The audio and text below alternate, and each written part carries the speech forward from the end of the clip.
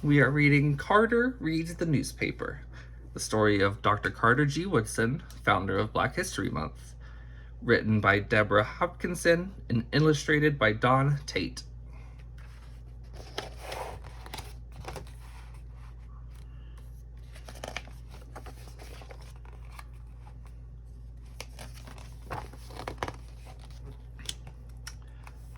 Each February, we celebrate Black History Month. It's a time to honor heroes like Harriet Tubman, Rosa Parks, and Martin Luther King Jr. But there's one hero we sometimes forget. Carter G. Woodson didn't help people escape from slavery, start a bus strike, or lead a movement of millions. Yet without him, we might not have Black History Month. This is his story.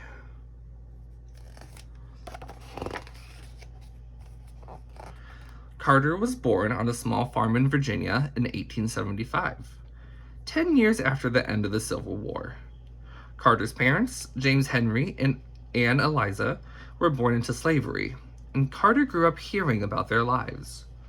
The stories they told weren't part of any history book, but Carter kept them in his heart. James Henry had run away from his master to join the Union Army and fight for freedom. Times were hard, though. After the war, James Henry worked on the railroad, saving enough to buy a few acres of worn-out land. Most years, the crops brought in $100 or less. Anne Eliza was unbelievably brave. When she was a girl, her master decided to sell her mother. Anne Eliza asked him to sell her instead. That way the mother wouldn't have to leave her other 5 children. But no one offered enough money for Anne Eliza, so her master sold her mother and 2 little brothers instead. Anne Eliza didn't see them again until after the Civil War. She never forgot the horror of standing on the auction block. Carter's parents struggled to feed and clothe 7 children. Especially in winter and early spring, food was scarce. Carter, the youngest, once said, "We would leave the table hungry to go to the woods and pluck the persimmons." Many times he had to jump into bed early on Saturday nights so his mother could wash his only pants and shirt for church the next day.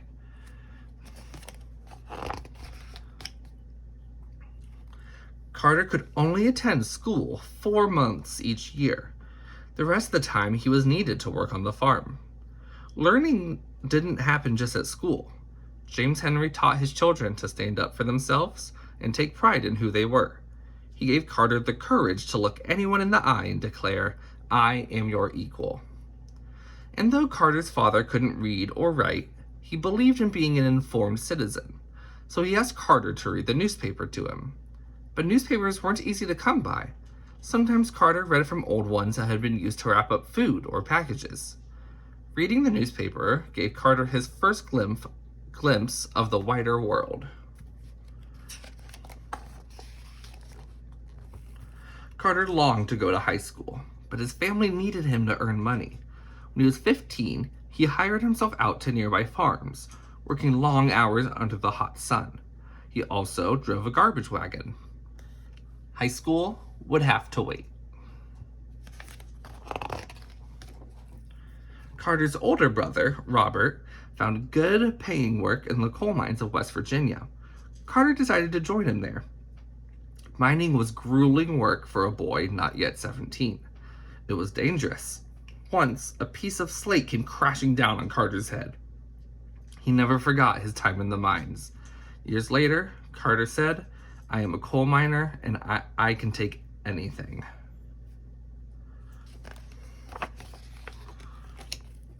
In this harsh place, Carter met a man named Oliver Jones. You'd have to look hard to find Oliver's name in a history book, but in that small mining camp in Fayette County, West Virginia, Oliver did something important. He changed one life, and that life changed many. Like Carter's father, Oliver was a Civil War veteran who believed in education. As a soldier who had been at the Battle of Appomattox on the final day of the Civil War, Oliver had fought for freedom and equality. he was still willing to do his part to further the cause, said Carter. Each evening, after working in the mines, Oliver threw open the doors to his little house to the other miners. He made his home a reading room, filling it with books by African American writers and with newspapers from all over the country. He sold ice cream and fruits, all at prices the men could afford. At first, Carter just went for the food. But that changed, Carter said. When Oliver Jones learned that I could read, he soon engaged me to inform him and his friends as to what was in the daily newspapers. Carter was happy to oblige. He liked reading the newspaper. Besides, he said later, I always enjoyed nice things to eat. Carter admired Oliver. He was a well-educated man, but he could neither read nor write. He learned through others.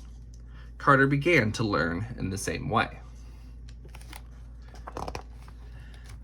Carter had longed for school. Life at Oliver's tea room turned out to be school of a different kind. Whenever Oliver and the other miners had questions about something Carter read in the newspaper, it was Carter's job to research the answer. If a Civil War veteran was in the news, Oliver wanted to know all about the man. I had to look him up in the books, inform my friends as to what battles he had fought, said Carter.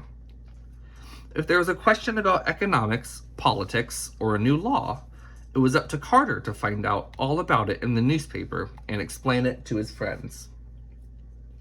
Carter was inspired by Oliver and this circle of men committed to freedom, equality, and knowledge, men whose own life stories would never be in history books. And so the seeds of Carter's own life work began to grow. My interest in penetrating the past of my people was deepened. Carter worked in the mines for 3 years. When he was 20, he moved to Virginia to start high school. He finished in just 2 years. Carter went on to college and became a teacher. He continued to study and work, earning a master's degree when he was 33. Then, when Carter was 37, he earned a PhD in history from Harvard University, the second African American to do so. W.E.B. Du Bois was the first one. Carter was the first and only Black American whose parents had been slaves to receive a doctorate in history. At Harvard, so the story goes, one of Carter's professors said that Black people had no history. Carter remembered his father's pride, his mother's courage, and Oliver's determination to learn. He remembered reading the newspaper. Carter spoke up. No people lacked a history, he said. The professor challenged Carter to prove him wrong. For the rest of his life, Carter did just that. In 1926, he established Negro History Week. Later, it became Black History Month. Carter chose the second week of February to mark the birthdays of Frederick Douglass and Abraham Lincoln. Today, our entire nation celebrates Black History Month as we honor Dr. Carter G. Woodson as the father of Black history. But in 1926, Carter was alone with his new idea. He had to blaze a trail. He had to spread the word at a time when there were no computers or internet or televisions. So, Carter sent pamphlets about Negro History Week out to schools, colleges, churches, and women's clubs. And of course, he sent notices to newspapers.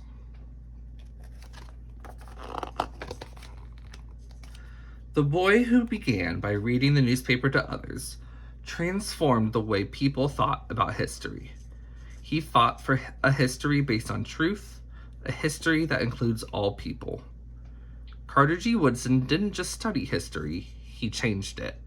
And we can too.